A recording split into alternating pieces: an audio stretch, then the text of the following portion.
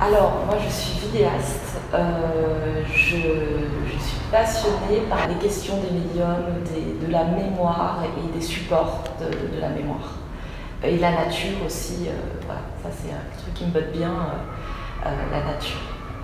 Est-ce que déjà tu crées à 100% ou est-ce que tu as un travail à côté? Alors, c'est dur dans ce monde de créer à 100%, il faut bien payer la facture du loyer. Donc moi, ce que j'ai vraiment essayé de faire et ce que j'arrive enfin à faire, c'est à ne plus sacrifier tout pour l'art. Même si je donne énormément d'énergie pour ça, je fais en sorte que mon travail alimentaire nourrisse ma création. C'est-à-dire que je suis prof d'art, de dessin, de gravure dans des grandes entreprises, au Louvre, dans mon atelier. Et j'ai des élèves qui ont souvent un super niveau, qui sont graphistes, qui sont designers de bijoux dans des grosses boîtes, qui ont un super niveau. Donc, du coup, moi, je suis obligée de toujours avoir une longueur d'avance, donc me nourrir. Pour toi, l'artiste gagne en fraîcheur quand il est plus inséré dans la société qu'en dehors.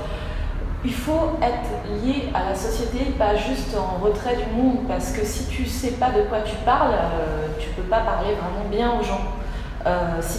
Moi, je passe énormément de temps à me documenter, c'est-à-dire je ne fais pas de rituel, mais par contre, je passe un temps dingue, presque comme un historien, à me documenter sur des sujets que je touche. Mais néanmoins, l'artiste, s'il est collé à la société, s'il est dans le moule, il n'apporte rien. Il n'a pas cette fraîcheur, ce recul qui fait du bien. Voilà. Est-ce qu'il y a des choses que tu fais souvent, il y a un rapport que tu as à la caméra qui peut-être va être différent des autres vidéastes? Alors, quand j'interviewe une personne, il est vrai qu'il faut qu'il y ait un travail préparatoire en amont pour justement sortir du côté documentaire classique. C'est-à-dire trouver ce je ne sais quoi de décalé qui justifie qu'on n'est pas uniquement dans un documentaire, mais aussi dans quelque chose qui est un vrai acte artistique. Par exemple, l'œil de l'ours, je l'ai filmé beaucoup plus serré que les conventions cinématographiques le voudraient. C'est-à-dire qu'elle sort son visage, sa bouche sort du cadre. Normalement, ça ne se fait pas.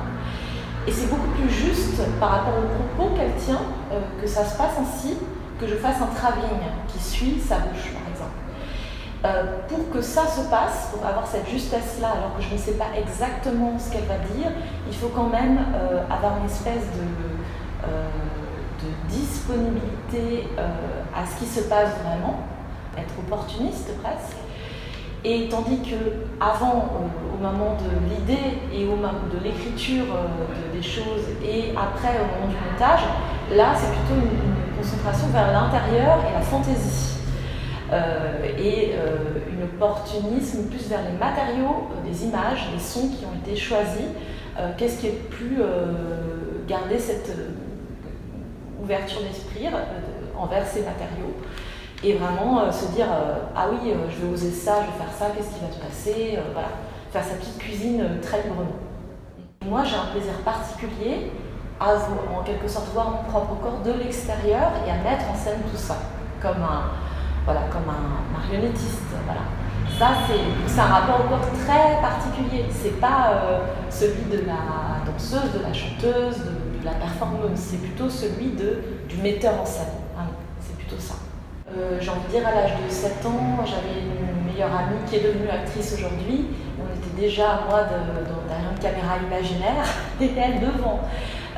Déjà, c'était ce rapport de distanciation. C'est un plaisir en soi de jouer avec la distance des images. Et ça, c'est un plaisir qui était tellement fort chez moi que ça induit ce que je suis aujourd'hui. La poésie qui émane de vos créations à vous tous. Oui. Quel lien toi tu pourrais faire de ça? Alors, je me suis dit, mais pour moi, qu'est-ce que c'est la poésie? La poésie, c'est la capacité pour du langage à la base, mais aussi des images et du son, de nous faire voir le réel avec un décalage, une distance qui nous réconcilie avec le réel ou qui nous aide à mieux le supporter ou l'accepter. Ça, c'est ma définition de la poésie. Mais pour moi, elle n'est pas indispensable à l'art, dans le sens que on peut interpeller les consciences avec quelque chose de trash, quelque chose qui n'est pas poétique et que tous les moyens sont bons à partir du moment où on interpelle la conscience. L'artiste, même vidéaste, surtout vidéaste, doit nous faire sentir l'insuffisance de tout cela, de tous ces médiums, même à travers eux, pour rendre vigilants les gens. On a perdu une dextérité, par exemple, à différencier les couleurs. Avec le numérique, on voit moins de nuances de couleurs, en fait, parce qu'on n'a plus l'habitude d'exercer cette faculté. Eh bien, l'artiste doit être celui qui nous donne envie, qui gratte un peu là-dessus et qui dit non, mais attends. Donc tu dis réapprivoiser un peu le réel, etc. Toi, tu es plutôt quelqu'un d'urbain, oui, si je ne me trompe pas.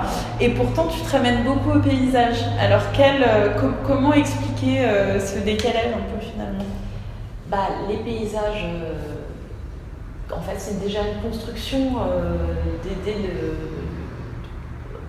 de l'homme, en fait, le paysage. C'est quelque chose qui est presque un concept anglais à la base, où au 18-19e, les Anglais se déplaçaient avec des cadres dans le paysage, enfin dans la nature. En fait, aujourd'hui, il ne reste plus de nature, il ne reste que des paysages qui ont été plus ou moins façonnés par l'homme, puisqu'on est rentré dans l'anthropocène, c'est-à-dire, c'est nous le facteur central du changement de tout. Voilà. Donc c'est une responsabilité qui est lourde. Moi j'ai envie de filmer ça parce que parce que c'est en plein de, c'est à l'intersection de la question du paysage, de plein de questions justement sur notre relation au monde, à la nature, ce qu'il en reste.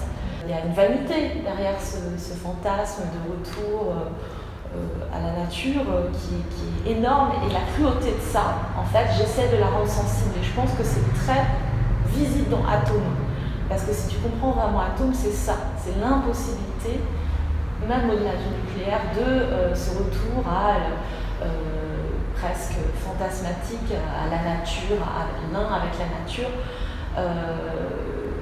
Finalement, c'est plus dans ce retour à l'unité, c'est plus dans une conscience de notre propre esprit qu'on va le retrouver que dans un fantasme de fuite à travers un retour à la nature pendant les vacances.